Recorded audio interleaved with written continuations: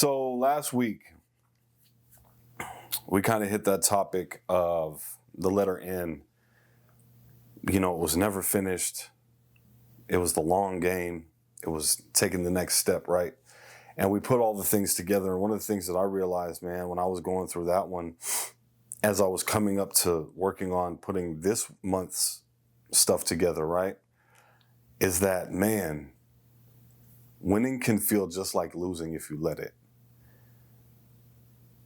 So many times we get exactly what we begged for, that job that we prayed for, that place that we prayed for, that relationship that we prayed for. And then 6 months later, a year later after we got it, we're complaining.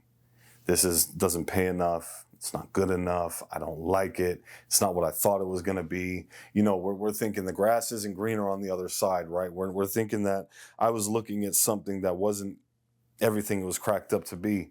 But the thing is, the grass is greener where you water it. The grass is always greener where you water it. Winning can feel like losing if you let it. You need to keep that perspective. You need to keep that viewpoint of that lens of, this is what I prayed for. This is what I asked for. I need to enjoy the process. And then the thing about it is that even if we're going through the transitional phase, even if we're going through the stepping stone, even if we're going through the middle of the process, you got to realize that that process is what you prayed for. That process is what you prayed for. And I was talking to my coworker about this today, right? Like, God can unlock and open the door at any given time, whether you are ready to walk through it or not. But if he opens up that door when you're not ready to walk through it, when you aren't ready to take that responsibility on, when you aren't knowledgeable enough to keep it going, it's just going to look like failure. You're just going to crash and burn. I mean, for instance, I go with me, right? Like I wanted to create, this media thing. I wanted to create the nonprofit. I wanted to create the curriculum. And God was telling me, like, okay, you want to do all this stuff related to nonprofits, I'm going to have you work at a nonprofit. You want to do all this stuff related to media, I'm going to have you go to school for media. I'm going to have you create. I'm going to have you be around people who want to create. I'm going to have you soak up. I'm going to have you learn. Because if I opened up that door for you right now, you would walk through it and immediately fail. You would immediately crash and burn. Because you aren't the person that I need you to be yet. Or you are the person that I need you to be, but you don't know enough yet. You don't have the skills enough yet. You don't have the experience enough yet. You don't have the patience enough yet. You don't have any of those things going for you. So opening up this door would be a mistake. Open up this door would feel like I'm setting you up for failure. So I'm putting you through this process so that you'll learn. I'm Trevor Turner.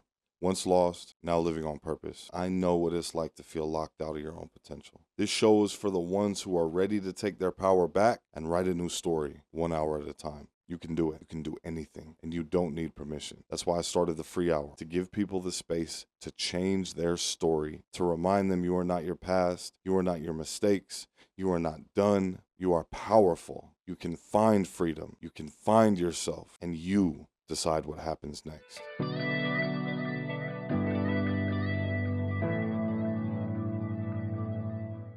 Welcome back to the channel. Welcome back to the free hour. It's your boy Tree. I'm Trevor Turner. We're back with another video.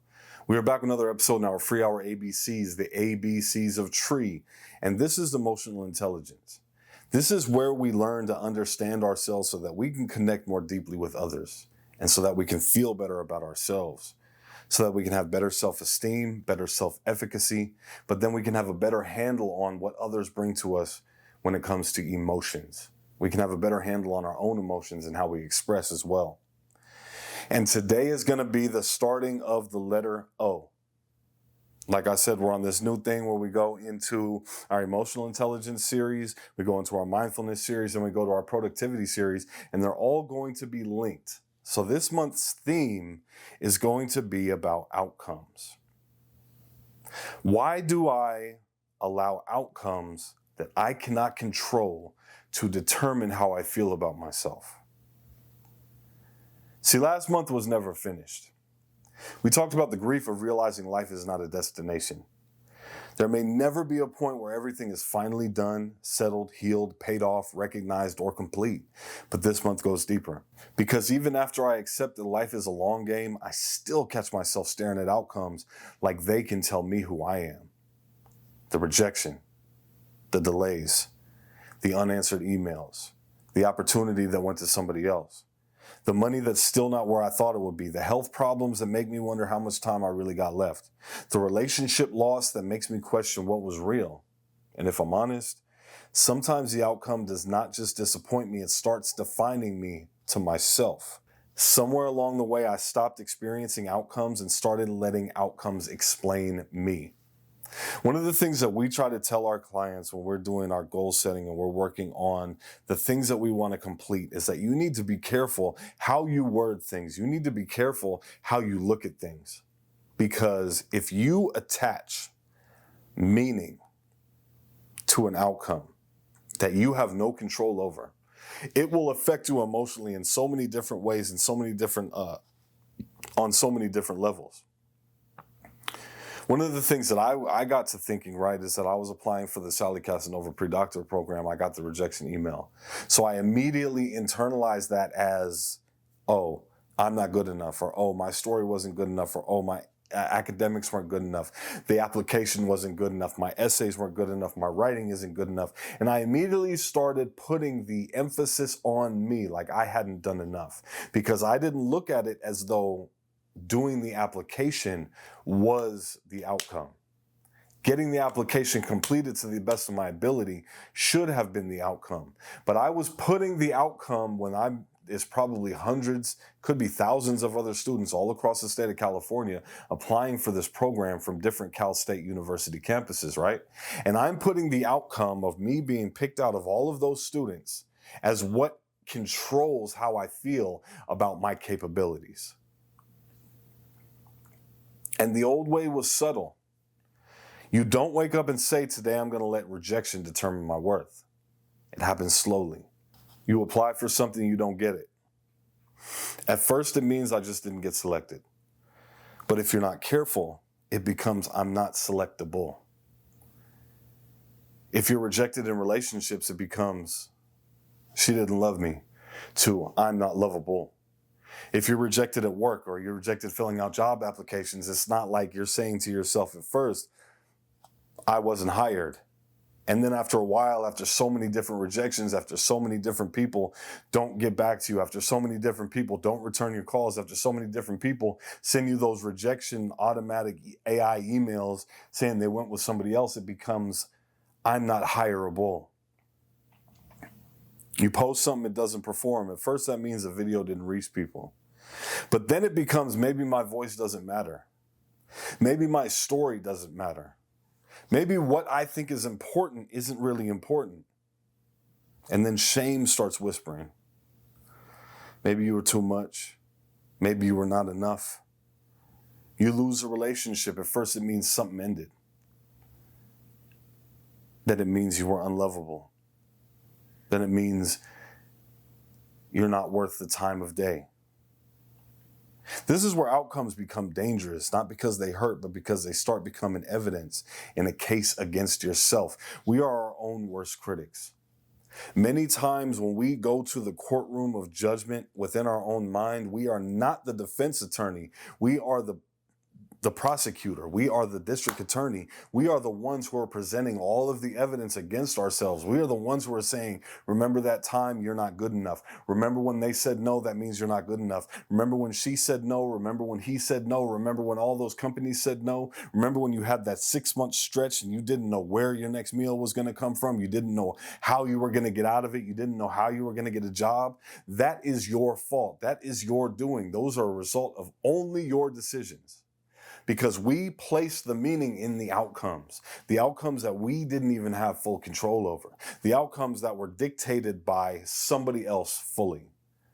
We send in a piece of paper with our name and some of our experiences on it. It went to a stack about that thick of other pieces of paper with names and people's experiences on it. They ran it through a computer screening process. They ran it through another human screening process. They ran it through a 3-4 round of interviews, and then they selected somebody. And because we weren't the ones selected, we take that as our fault. We take that as it's us that's not hireable. It's us that isn't good enough to go through these process. It's us that wasn't good enough to sit in that chair that other person is sitting in, when it really had almost nothing to do with us. It had everything to do with the other people. It had everything to do with HR or the person who was making those decisions. But we start using that to build that case against ourselves, to damn ourselves, to condemn ourselves.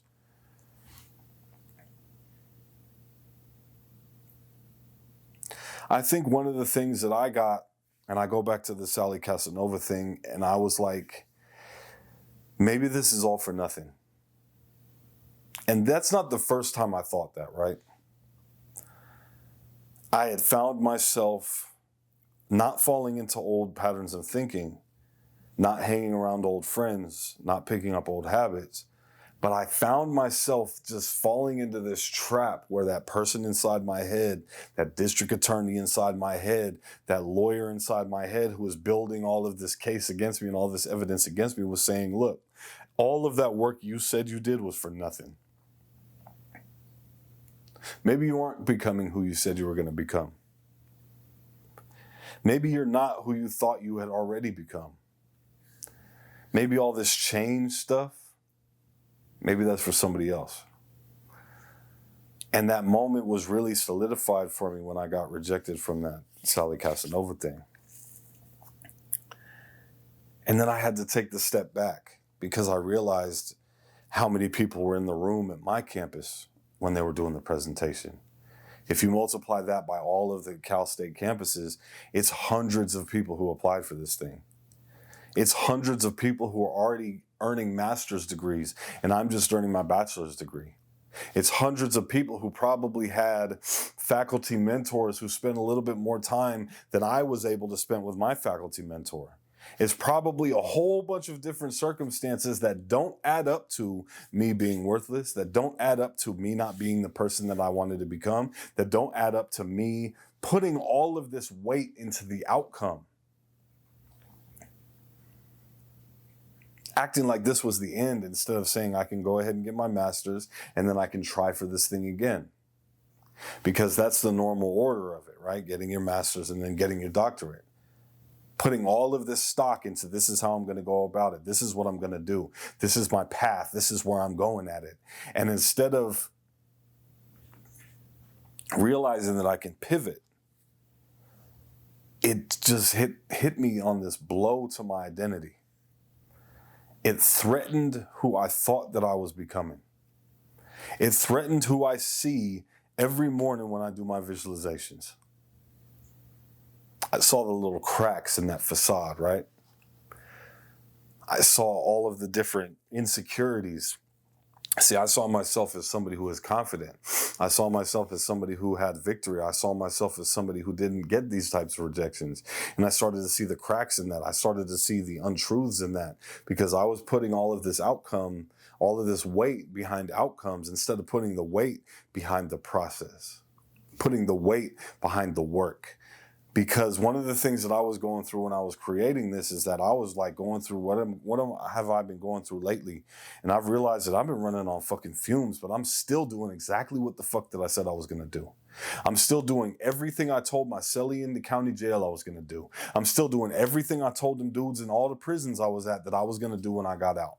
And they were looking at me like, nah, man, you ain't going to do that. You're going to go back to doing what you was doing. This is just while you in here because you don't like it, whatever, blah, blah, blah. And I'm like, no, this is really what I'm going to do. And I'm really doing everything that I said I was going to. And that's the outcome. Not the job that didn't call me back. Not the rejection email. Not the application that got denied. This is the outcome. But like I said earlier, winning can feel just like losing if you let it. I'm winning now, but I'm putting so much weight in all of these other types of outcomes that don't have anything to do with me. All I can do is put in the work and let it go into the universe. All I can do is be the best version of me All I can do is show up and show out and hope for the best, pray for the best, expect the best. But when it doesn't come, that doesn't mean that I gave any less of myself. That doesn't shake my identity. And I think one of the things that gets to me too, that gets to a lot of us, is financial concerns. I think that's something that can get to a lot of us, man. When we have those job rejections, we know that we're qualified, but we're still getting overlooked. When we have financial uncertainties, money can make you feel like your growth is not real. A lack of money or not knowing if you're going to have enough to cover to the end of the month can make you feel like you ain't really doing nothing, especially as a man. Your bank account hasn't caught up to your transformation, so it can make you feel like your progress is way back here when it's really not. And then I think as we get older too, health concerns and the fear that goes underneath them. I have these huge dreams, but then I go see the doctor and I'm like, damn, do I really got the time to actually achieve these things? Do I really got the time to actually do these things? It's like, at first I was concerned about the fact, like, am I going to be able to do this stuff in a manner or in a quick enough time frame that my family is going to be able to see me do something with my life finally? And then I'm accepting the fact that that might not happen. Now I'm like wrestling with the fact that, like, am I going to see it happen? Am I going to see me succeed? Am I going to make it? When I'm sitting in bed all day, I got a call out from work and I'm sitting in bed missing whole holidays because I'm just like, there's something going on with me and like I can't figure it out. And it shakes up that identity. It shakes up how you feel about everything that's going on. But when you shift the view or you shift the lens or the perspective away from outcome and back to process and back to faithfulness and back to showing up and showing out and back to being the best that you can and back to being the person that you were called to be on a day in, day out basis, still working, still in school, still mentoring, still creating, still sober, still training, still showing up, running on fucking fumes, but still hitting the gym, hungry as fuck, but still following that diet plan. Not knowing if you're going to have enough bills to cover for the rest of the month, but still creating, still following through, still doing everything that you said you was going to do, still hitting the pavement and going for that run, still hitting the gym and getting PRs, still doing everything that you said you were going to do, everything that people doubted you were going to do. And you shift that perspective to that being the outcome, to that being what you go after, to that being what defines you and creates your identity. At some point, I realized that this was not a script. God actually changed me. When I didn't see the outcomes that I wanted to see and I did not have the desire, I didn't even have the thought, I didn't even pick up my phone to call, I didn't want to go back to those old people, places, and things. I didn't want to go back to that old stuff like I had so many times before. I was just thinking about, okay, well, how do I pivot? How do I make this work? How do I make this pop? How do I make this happen? Because this is what I'm going to do. That's when I realized that this shit is not a script. God actually changed me. When I was in Egypt, and I was talking to one of my boys over there who had gone with me, my boy Calfani from the Emoji program. You know, he didn't know just the full extent of my change. He was listening to me, man. He's like, you know what? You do sound rehabilitated, man. As long as you stick to that script, you'll be good. And I realized, like, bro, this is not a script.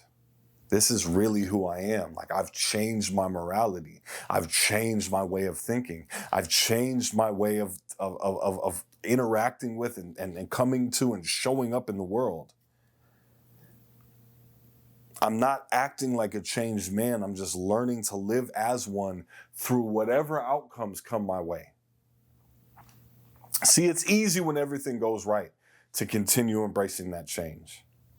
It's easy to continue hitting the weights when you're getting all the PRs and you're noticing all the gains, you're losing all the weight, you're having no pains, no joint issues, no muscle tears, no none of that, right? It's easy to continue to be in the gym every single day. It's easy to continue to eat right when you're never feeling hungry or you're never feeling dissatisfied or that depression don't try to hit you or you're not taking a medication that got a side effect where it makes you want to eat more. It's easy to continue to be the changed person when you're getting promotions and you're getting raises and you're going up and you're climbing up that ladder quick as hell. It's easy to be all of those different things when the outcomes are coming, when the good things are coming. It's not as easy when all it means is that you are running on fumes, but you still show up. It's not as easy. But that's when you learn to live as somebody who changed. That's when you learn to continue to go. That's when you learn to keep going. That's when you really learn to lock in. And the emotional shift is this: outcomes can teach me, but they cannot name me. They can never define me. Rejection can give me information. It can tell me what needs work. It can tell me where a door closed. It can tell me about timing, fit, preparation, systems, bias, reality. But rejection does not have the authority to tell me who I am. Disappointment can be real without becoming my identity. Grief can be honest without becoming shame. Hope can be delayed without becoming dead. An outcome can tell me what happened. It can never tell me what I'm worth. It can tell me that I didn't do this exactly the way I needed to. It can tell me I need to tweak my system. It can tell me that I need to learn more about this. It can tell me I need to develop a certain skill set. It can tell me I need to have more people on my side. Maybe I didn't have all the right connections I needed, but it can never tell me that I didn't do everything that I said I was going to do, not once. It can never tell me that I'm not a hard worker. It can never tell me that I'm unemployable. It can never tell me that I am not going to be the person that touches the world in such a profound way, like people have never seen before. Rejection can never tell me any of those things. All rejection can tell me is where I need to tweak, where I need to work at it, where I need to shift, where I need to pivot. It can also tell me where I need to trust, because a lot of these times, these outcomes have to deal with other people. And when they have to deal with other people and not just you and not just the work that you put in, and it's an element of chance there. It's an element of you don't know exactly what's going to happen. It's an element of it's out of your control and it's out of your hands. A strong psychological concept for this episode is contingencies of self-worth, developed by Jennifer Crocker and Connie Wolf. Their work explains that people often base their self-worth on specific domains: achievement, approval, appearance, performance, being chosen, being successful, being seen as competent. When something goes well in that domain, self-esteem rises. When something goes badly, self-esteem drops. The problem is that this creates emotional vulnerability because your sense of self becomes tied to things you cannot fully control. And this is exactly what I'm talking about here. It's not just wanting better outcomes. It's needing the outcomes to reassure you that you still matter, and that's why rejection hurts so much. It's not only the lost opportunities. It's the fear that the outcome exposed something shameful about you, something inadequate about you. But emotional intelligence helps separate the event from the identity. The door closed. That does not mean your calling closed. That does not mean your purpose closed. That does not mean what you're good at closed. That does not mean that you don't have it, that you ain't still got it. That does not mean your growth disappeared. The outcome did not validate you. That does not mean that God has stopped forming you. That does not mean that God is not still looking out for you. That does not mean that God did not call you according to a purpose. That does not mean that everything does not work out to the good for those who love God and are called according to his purpose. That does not mean that. It just means you need to keep going. It just means you need to separate yourself from that door opening. It means you need to separate yourself from that outcome. It means you need to separate yourself from that person kicking in money or that person coughing up money or this sale or that sale. Let me ask you this. If you knew that you had to fail 6 times to get to success on the 7th, How happy would you be every time you failed? If you knew that that seventh success defined you because you stuck it out, because you kept going, because you put it all on the line, how happy would you be when you got the first failure, the second failure, the third failure, the fourth failure, the fifth failure, the sixth failure? You would be fucking ecstatic. The problem is we let that one kind of shake us a little bit. The second is like, whoa. The third, and we act like it's baseball, 3 strikes, you're out. We start to let that failure define us. I'm not good at that. I can't work hard enough in that. I'm not smart enough to do that. I don't have the talent for this or that. Instead of saying, nah, man, I know that every no leads to yes. So every time a no comes, I'm going to continue working and let that work define me and not the outcome, not the door that was closed in my face. There was something that happened when I was a teenager, right? I don't tell many people this story. I was like 14. I was at a rehab. It's like a court-appointed rehab. And one of the things that they saw in me,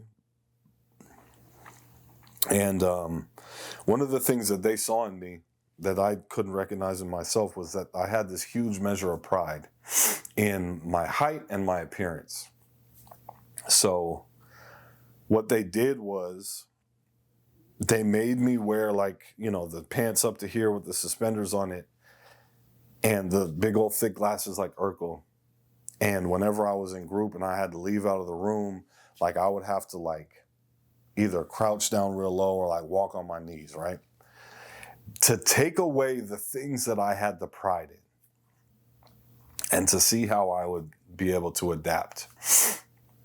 And at first I was able to put a face on it. First I was able to just, bravado, the arrogance, all that stuff still came through. But after a while, and I saw how people were looking at me, I let it kind of shake me. It shook me to my core. I was literally I was the same. Everything about me was the same. I just had some glasses on with no lenses. Everything about me was the same. My pants were just higher up. Everything about me was the same. I was just lower to the ground. And it started to make me feel differently about myself. And that's when it hit me. I don't have to take pride in those things. I am who I am regardless. And that's when I got the lesson that they were trying to teach me. See, we attach to outcomes because outcomes feel measurable. Money is measurable. Views are measurable. Weight is measurable. Job titles are measurable. Degrees are measurable. Relationship status is measurable. But transformation is harder to measure. Faithfulness is harder to measure. Integrity is harder to measure. A softened heart, harder to measure. Self-control, way harder to measure. The ability to keep going without destroying yourself is impossible to measure. So we cling to scoreboards because they feel clear. But scoreboards are often too small to tell the truth about a human life. The scoreboard can count results, but it cannot count redemption. One of the things that happens is that you can look at the box score, but that will never be the same as going to the game. You can look at the stat line, but that will never be the same as sitting on the 50-yard line. You can look at all of that stuff and you can kind of get a little bit about what happened in the game, but it's not the same as that run on 4th and 1 when they really, really needed it and he only got 2 yards. You just see the 2 extra yards on the running back stat sheet. You don't see that 4th and 1 when the chips were down and they stacked the line and he bust through and got exactly what they needed. You don't see that when you just look at the stat line. You don't see when you didn't give up when you just look at the job title. You don't see when you kept your integrity when you just look at the money in your bank account. You don't see that. You don't see all the times that you didn't call the plug, that you didn't get arrested, that you didn't fight that dude, that you didn't pull over and handle business in traffic.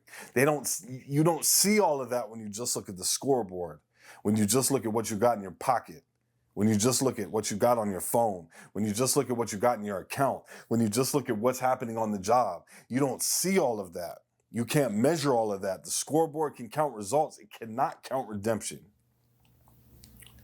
Instead of I failed, say the attempt did not become what I hoped. Name the outcome without translating it into identity. Instead of saying I am behind, say my life is unfolding differently than I expected. It's unfolding at a different pace than I expected. I'm going at my pace. Instead of saying I was rejected, just say that door didn't open. Because when God closes one door, he opens another. Those words matter because shame hides inside translation. Some outcomes hurt. Some outcomes just hurt. And it's okay to grieve those outcomes. It's okay to grieve what you wanted. It's okay to grieve what you didn't get. It's okay to grieve what you expected but never materialized. Don't try to spiritualize that away. Don't try to lock in that away. Don't try to discipline that away. Don't try to put your nose to the grind that away. Don't try to fake peace. Don't pretend we're above disappointment. Grieve our rejections. Grieve our relationships. Grieve our timelines. Grieve the version of life that we thought we would have by now, but do not turn grief into evidence that you are failing. Do not turn grief into evidence that you don't deserve better. Do not turn grief into evidence that you will never get what you're going after. God still has it in store for you. Grief means something mattered. It does not mean that you are weak. Just ask yourself this. Build an identity around your faithfulness. Ask yourself, did I keep showing up? Did I tell the truth? Did I remain faithful when I didn't get applause? Did I keep becoming the kind of man I said I wanted to be? That's the deeper scorecard. Not because outcomes don't matter, but because outcomes are not always honest witnesses. Just because somebody has a little bit more experience than you does not mean that you're not a qualified person. Just because somebody's been on the job or been on a time longer than you does not mean that you have talent. You don't have talent. Does not mean that you're not the right person. It just means it's the wrong time, maybe the wrong place. It has less to do with you than you think it does. And of course, I still want better outcomes. I know we all do. We want the better job, the financial stability, the healthier body, the better looking body, the larger platform, the stronger relationships, the open doors, the visible fruit. I'm not pretending those things don't matter. I'm not pretending for a second that those things don't matter. I'm just saying that they don't matter as much as we think they do. They don't have as much meaning as what we give to them. I cannot keep handing my identity to things that were never fully in my control. Because if an outcome has the power to define me, then every delay can destroy me. Every rejection can rename me. Every disappointment can erase what God has already done. And I know too much now to let that happen because this was not a script. God actually changed me. God actually changed me when I was sitting in that cell and he used JV to ask me that question. Why are you so comfortable here? And I realize now, the more that I get my relationship, the more that I'm back in church, the more that I'm back in my word, the more that I'm back into the Bible, like I was never meant for that. I was never meant for that. And I was never meant to spend so long in that environment that I got so used to it, that I thrived so much in it, that I became so comfortable there, that I adapted to it so much. So maybe the question is not, did the outcome prove that I am enough? Maybe the question is this: can I remain faithful even when the outcome does not reflect the full truth of who I am becoming? If outcomes are not telling the whole story, what evidence of growth have I been too disappointed to notice? And that's what I want you to think about. That's what I'm going to leave you with today. This has been Emotional Intelligence. Thank you so much for watching the video. If you stuck with this all the way through and this video helped you at all, man, please leave me a comment, subscribe to the channel, like the video, share it with your friends. It's going to be up on, the podcasting platforms at some point. If you're listening to it on that, thank you so much. The Free Hour. Join me on my Instagram, Trevor Turner TV. Join me on TikTok, The Free Hour. Join me on Facebook, Trevor Turner. Come holler at your boy. Join me on YouTube, obviously, the Free Hour. Check out Free Hour Films. We're going to start working on putting up more content over there. We're going to start working on making more media. We're going to start working on telling more stories. Not just mine, but everybody's that I can get a chance to get in touch with. All right? I hope everybody had a great 4th of July. This has been your boy Trevor Turner. Deuces.